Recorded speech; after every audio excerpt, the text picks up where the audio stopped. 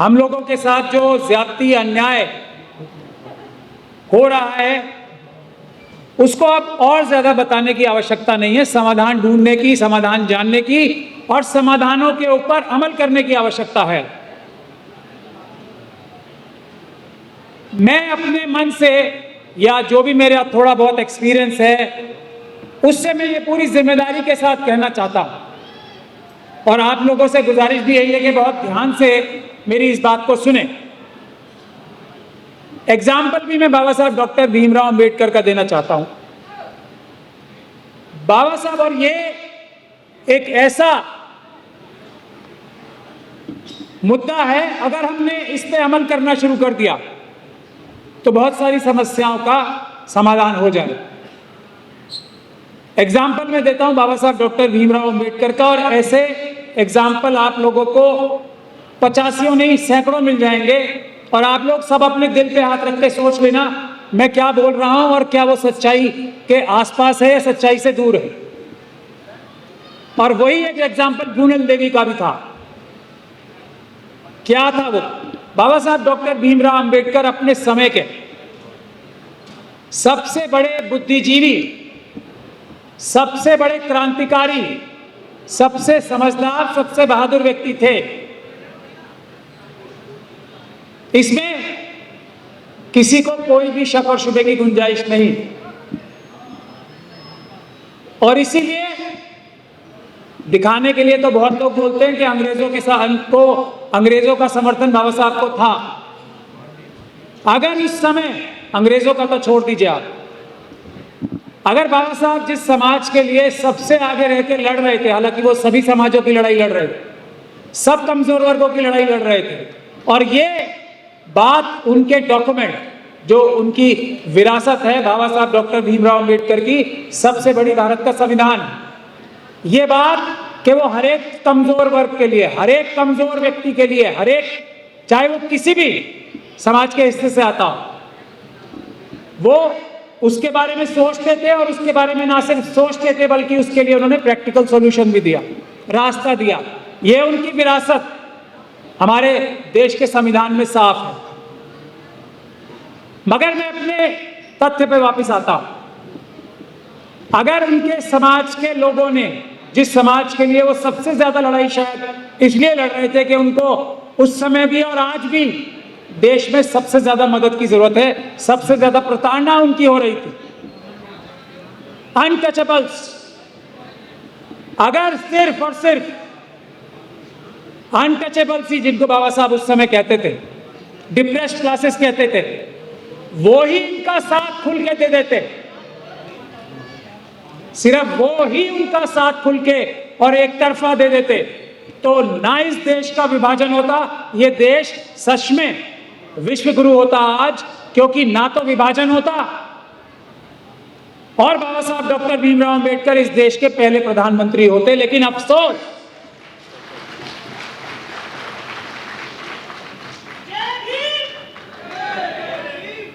जिन लोगों ने बाबा साहब, जिन लोगों के लिए,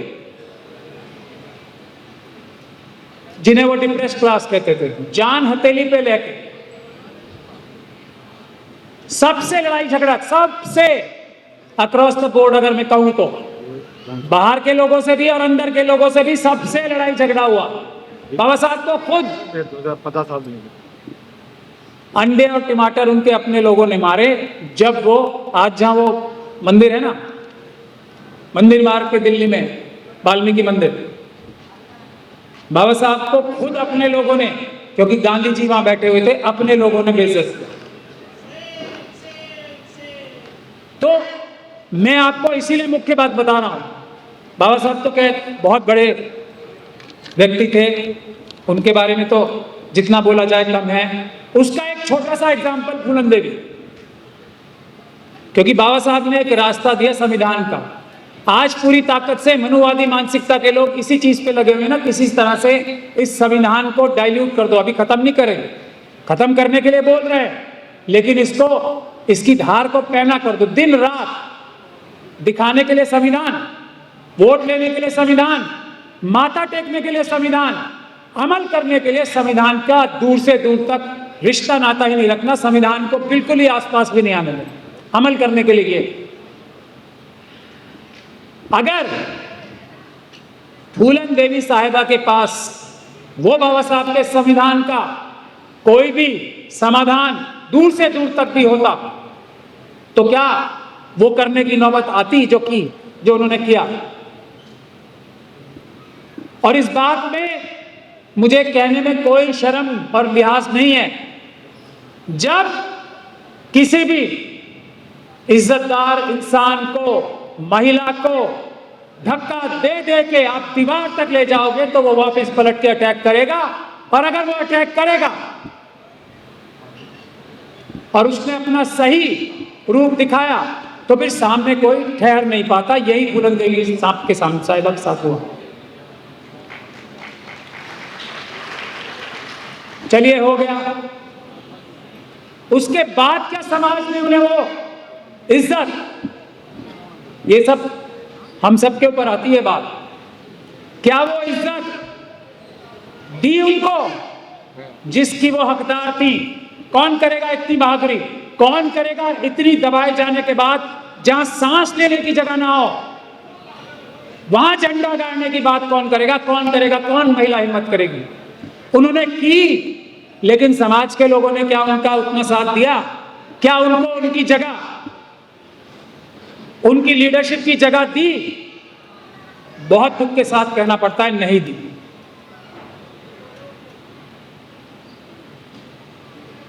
यह है बुनियादी बात। आज भी यहां मुकेश जी बैठे हैं, थोड़ा शायद इनको भी बुरी लगेगी बात, लेकिन कहनी बहुत आवश्यक है।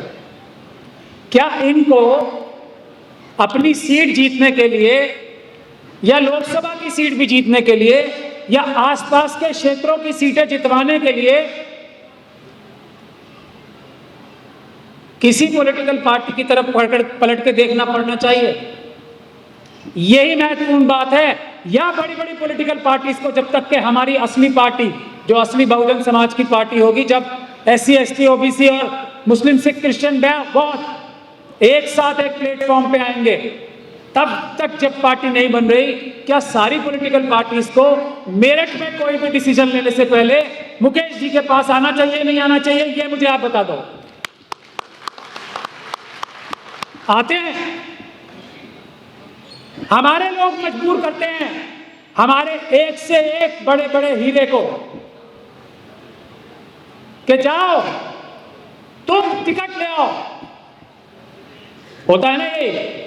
जैसे ही वो टिकट ले आया, कोई भी हो, मुकेश जी तो खैर टिकट से भी लड़े हैं, बगैर टिकट के भी लड़े हैं, लेकिन अगर कोई घटिया से घटिया व्यक्ति भी, माफी के साथ कह रहा हूं ये बात, लेकिन ये होता है, कोई बुरे से बुरा व्यक्ति, घटिया से घटिया व्यक्ति किसी पॉलिटिकल पार्टी बड़ी का टिकट ले आता है तो हम उसे सर पे बिठाते हैं, और जो इंसान हमारे लिए जान दे रहा है उसको हम नीची नजर से देखते हैं। अगर वो दोनों लोग एक साथ खड़े होंगे तो हमारी, अगर 100 लोग होंगे तो उसमें से 90 लोग उस घटिया आदमी जो किसी पॉलिटिकल पार्टी का एक टिकट लेके आ जाएगा उसके साथ जाके खड़े होंगे या नहीं होंगे? एक महफिल में आप मुझे बता दो, दिल पे हाथ रख के। यह है बुनियाद, इस सारे जड़ और बुनियाद ये है। हम अपने अच्छे अच्छे हीरो को लात मार के पत्थर की तरह, कोयले की तरह बना देते हैं, और इसी वजह से ताकत आती है पॉलिटिकल पार्टीज की कि वो किसी के भी सर पे ताज रखे और उसको कहें ये तुम्हारा नेता है, और फिर हम उसके सामने सर झुकाते हैं। और इससे सिर्फ हम लोग तो खैर बहादुर लोग हैं, झेल ही रहे हैं, हमें क्या फर्क पड़ रहा है? हमारे समाजों को इससे बुरा बुरा टाइम देख लिया, और भी बुरा देखने की ताकत रखते हैं, कोई उखाड़ नहीं पाएगा कमजोर लोगों का कुछ भी। और जब हम अपनी पे आएंगे तो वो फोटो देख लो आप।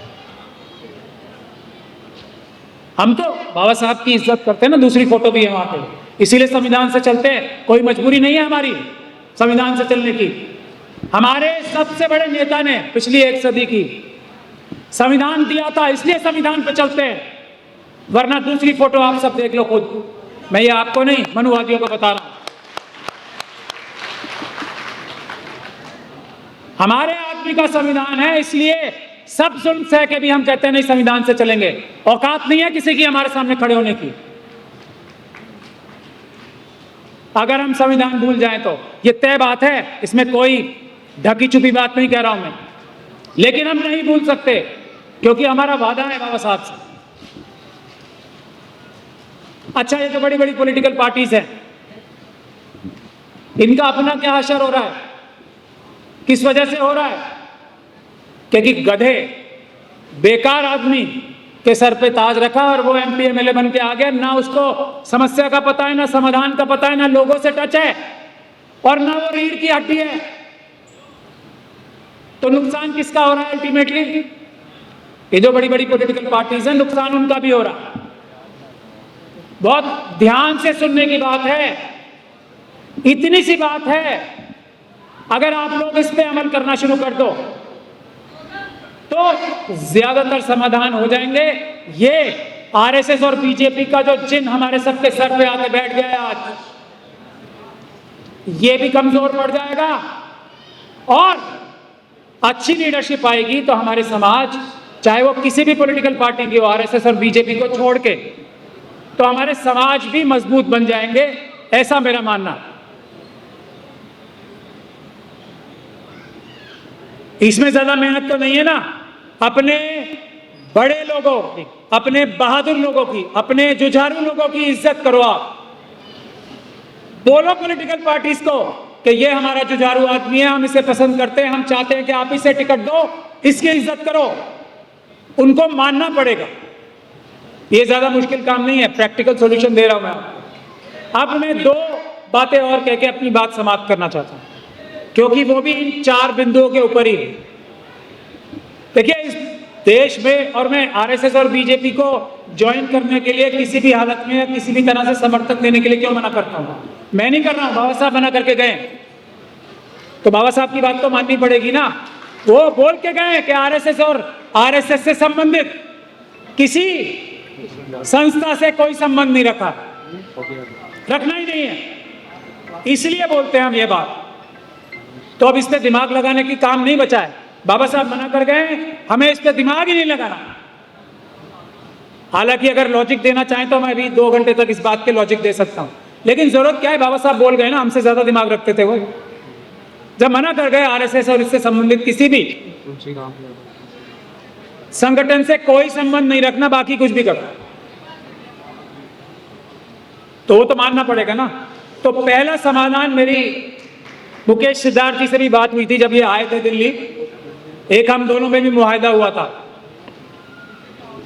वो मुआहदा ये था, क्योंकि एससी एसटी समाज इस देश का सबसे ज्यादा जरूरतमंद समाज है आज भी, आज भी। और उसके लिए बाबा साहब डॉक्टर भीमराव अंबेडकर के संविधान से निकला हुआ एक स्कीम है जिसे एससी एसटी सब प्लान कहा जाता है। एससी एसटी सब प्लान ये है, 1980 के दशक से जिस प्रदेश में शेड्यूल कास्ट शेड्यूल ट्राइब्स समाज की जितनी संख्या होगी, जितनी परसेंटेज में संख्या होगी, हर बजट में, केंद्र के या प्रदेश के बजट में, उतनी उनकी हिस्सेदारी रिजर्व होगी, सेफ रहेगी। वो सिर्फ और सिर्फ एससी और एसटी की भलाई के लिए, जो उनके जाती फायदे की चीजें होंगी उसके लिए खर्च हो सकती है। जैसे उत्तर प्रदेश में 21% हैं, 21% बजट का हिस्सा हर साल 1980 के दशक से, बता रहा हूं मैं आपको, 1980 के दशक से आज तक वो बजट का हिस्सा शेड्यूल कास्ट कम्युनिटी के लिए, क्योंकि उत्तर प्रदेश में ज्यादा शेड्यूल ट्राइब नहीं है, 21% रिजर्व था।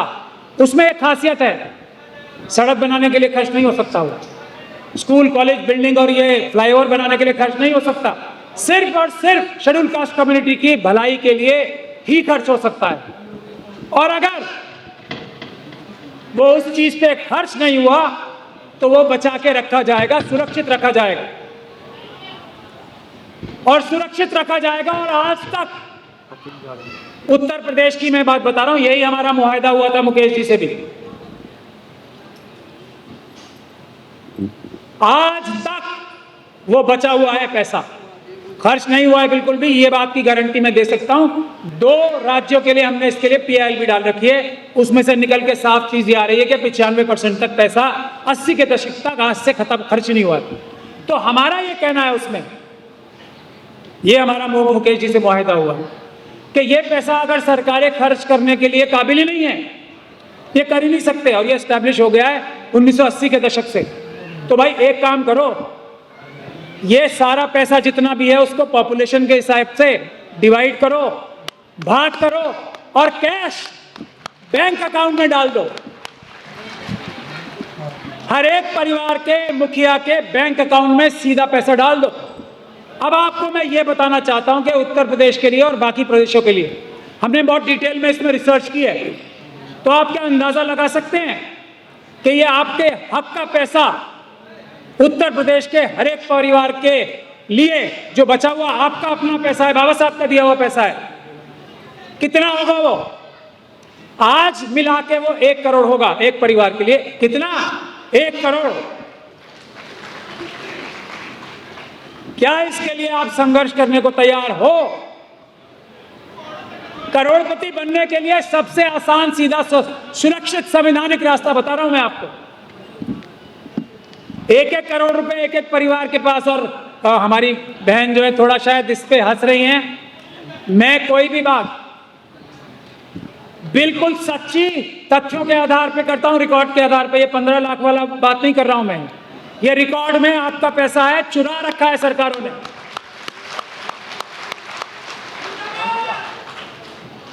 तो हमारा काम है मुकेश जी के नाम से उत्तर प्रदेश हाईकोर्ट में PIL डालना, और मुकेश जी की जिम्मेदारी है इस एग्रीमेंट में कि ये पूरे उत्तर प्रदेश में रथ यात्रा निकालेंगे SC/ST सब प्लान का इंप्लीमेंटेशन कराने के लिए, हमारे हर परिवार को करोड़पति बनाने।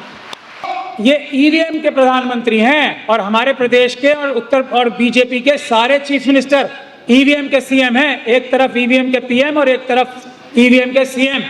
जनता के कोई नहीं है, ना PM ना CM।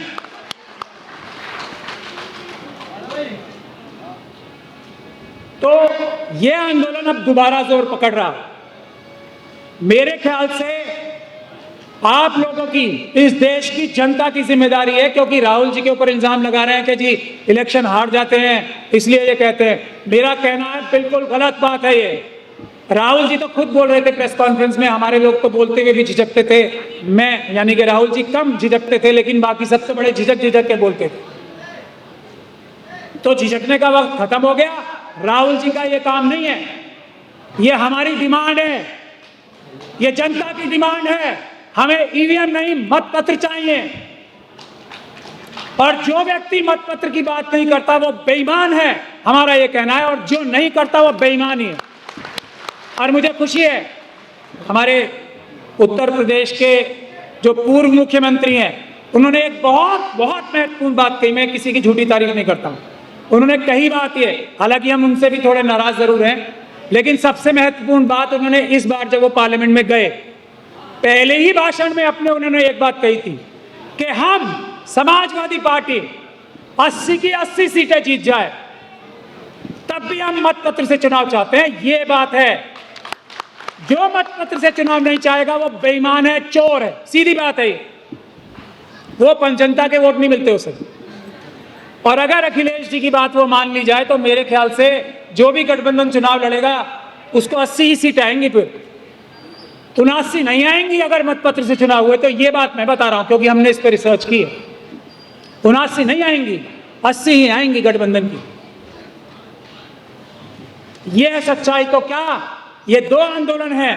मेरे ख्याल से जो रथ भी मुकेश जी निकालेंगे उसमें भी एक पहली डिमांड हमने तो यही कह रखा है, हमारी पहली डिमांड ही हर जगह मतपत्र वापस लाने की है। चाहे कोई भी आंदोलन हो, उसमें सबसे पहली डिमांड ऊपर होनी चाहिए, क्योंकि ये एक ऐसा रास्ता है जो बाबा साहब डॉक्टर भीमराव अंबेडकर ने हमें एक मत का अधिकार दिया था, उसको अगर हम वापस पूरी शक्ति से प्राप्त कर लेंगे तो हर सरकार, हर पॉलिटिकल पार्टी जनता के गुस्से से डरेगी। और वही तरीका है असली न्याय पाने का। अगर संविधान के अनुरूप कार्य शुरू हो जाए तो फिर किसी से मांगने की आवश्यकता नहीं है।